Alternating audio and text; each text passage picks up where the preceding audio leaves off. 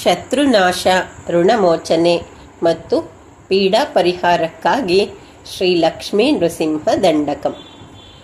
ಭಜೆ ನಾರಸಿಂಹಂ ತ್ರಿನೇತ್ರ ಮುರಾರಿಂ ಸದಾ ಘೋರ ದೈತ್ಯೇಂದ್ರ ನಾಶಂ ದರಾರಿಂ ಸದಾ ಭಕ್ತಪೋಷಂ ರಮೇಶಂ ಹರೀಶಂ ಸುಖಂ ಖಾರಿ ಪದ್ಮಂ ಗದಾಂ ಸಂಧರಂತಂ ಸದಾ ವಾಮಭಾಗೆ ಸುಲಕ್ಷ್ಮೀ ಸಮೇತಂ ಕರಾಳಂ ಹಿರಣ್ಯಾಕ್ಷಕಂ ಮಾರಯಂತಂ ಅನಂತಾದಿರೂಪಂ ರಮೇಶಂ ಸುರೇಶಂ ಸ್ವಭಕ್ತಾಯ ಸ್ತಂಭೆ ಸಂಭಾಯಾಂ ಭವಂತಂ.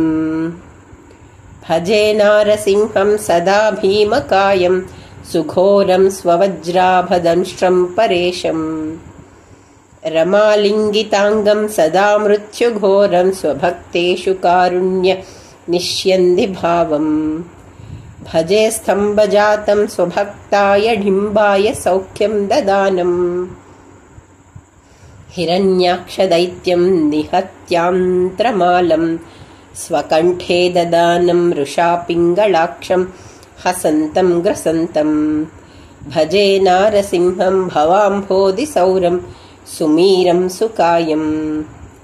ಭಜೆ ದೇವಮಾನ್ಯಂ ತ್ರಿನೇತ್ರಂ ಸುಘೋರಂ ಸ್ವಪಾದಾಶ್ರಿತಾನಾಂ ಸದಾ ರಕ್ಷಯಂತಂ. ಜ್ವಲನ್ನೇತ್ರವಹ್ನಿಂ ಸುತೀಕ್ಷ್ಣಂ ನಖೌಗಂ ಪರಿತ್ರಾಣದೀಕ್ಷಂ ಸ್ವಭಕ್ತಾಭಿವಂದ್ಯಂ. ಭಜೆ ನಾರಸಿಂಹಂ ಸದಾ ದುಷ್ಟಘಾತಂ ಸ್ವಲೀಲಯಾ ಧತ್ತನಾನಾವತಾರಂ. ಮತ್ಯಾದಿರೂಪಂ ದದಾನಂ ಸುರೂಪಂ ಅನಂತಾದಿದೇಹಂ ಭಜೆ ದಾನವಾರಿಂ.